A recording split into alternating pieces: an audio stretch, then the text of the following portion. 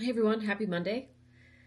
So before I get into my newest purchases, I originally had created this YouTube channel so that I could talk about all the fun things that we have gotten to do in Ohio since relocating from Colorado. This weekend was my first time going downtown Columbus. We've kind of found that there's so many things to do here, but a lot of it is just in the outdoors or like when the weather's nice. So say we wanted to go to like a bagel shop this weekend. Um, Great reviews, looked super cool, looked really good. Um, but we found out they didn't have a place to eat inside. So we had to pivot. Ultimately, we ended up at the Locks in downtown Columbus. I believe that's what it's called, and I'll put it in the description or put it up here on the screen. And that was pretty amazing. There was actually, well, the bagels were great. We think they're Montreal style. It was busy because it was the Arnold this weekend, which I guess is some weightlifting, bodybuilding competition started by Arnold Schwarzenegger.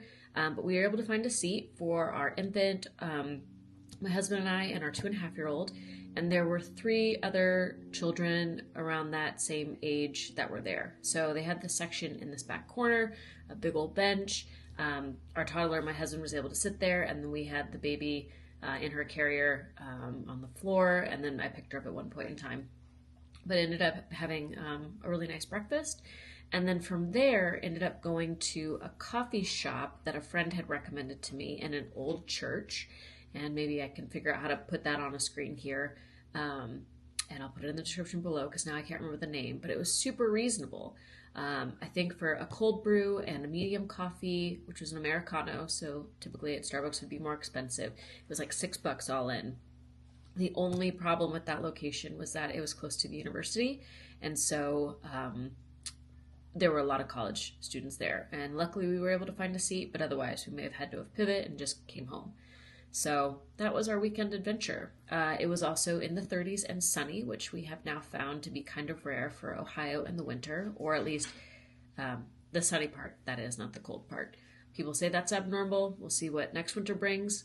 But the toddler and I were out on the trampoline, 36 degrees, and having a blast for about an hour. So, again, just trying to find a way to stay sane and get some energy out, but then also, again, enjoying the sunshine. So that was the weekend. Now, in terms of what I want to talk about today, it was 2 accessories that I picked up for the Pocket 3. The first one is this. Let's see if I got it the right way. Nope, we're going to have to flip it around here.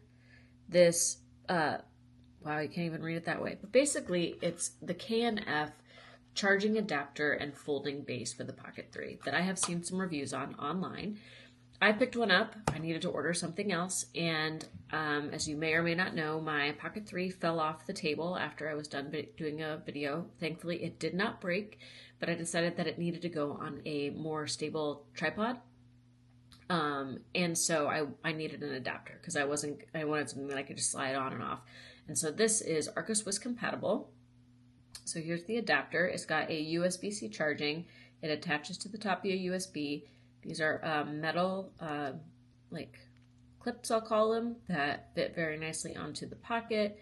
And then it's an all metal construction. It came with a GoPro mount, which I was not expecting, and then the screw with the GoPro mount. So there you go. And then what I didn't know is that on the bottom here, well, 2 things I didn't know is, one, there is a thread mount. So depending on how you want to mount it to a tripod or device or arm, whatever, there you have it. You have a different way if you don't want it to be Arca Swiss.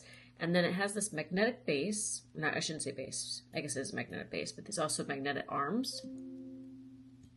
And you can just fold them down like this. And voila, now you have this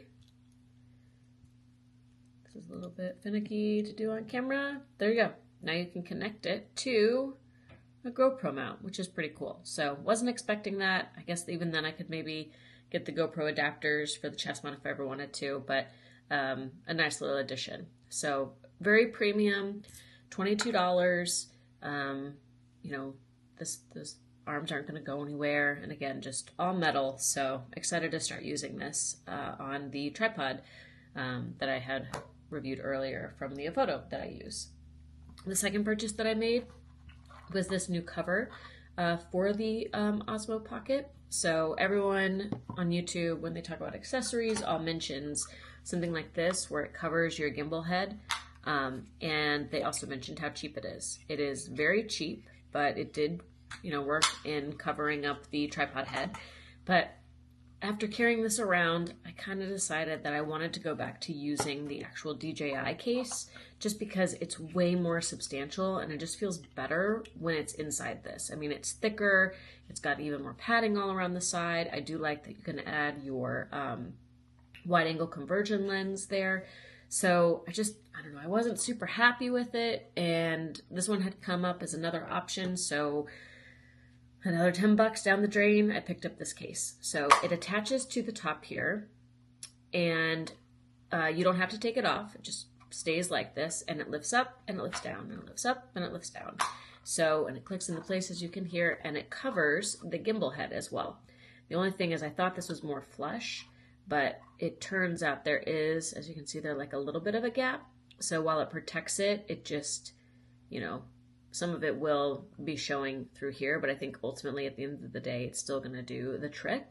And then the other benefit of this one is that on the inside, you get 3 slots here for your UV filters, not UV filters, whatever filter you want. So I have an ND, 2 other slots. So now you end up with 4 slots. You get 3 here, 1 on the inside of the case, and you can carry the wide angle conversion lens. So that's really nice that, instead of having to carry your filter case, you can just pick the ones that you want to use, and there you go. So gimbal's covered. It feels a lot more hardy, more substantial, and then even like the material that they use on the inside here is just nicer than that of this plastic one.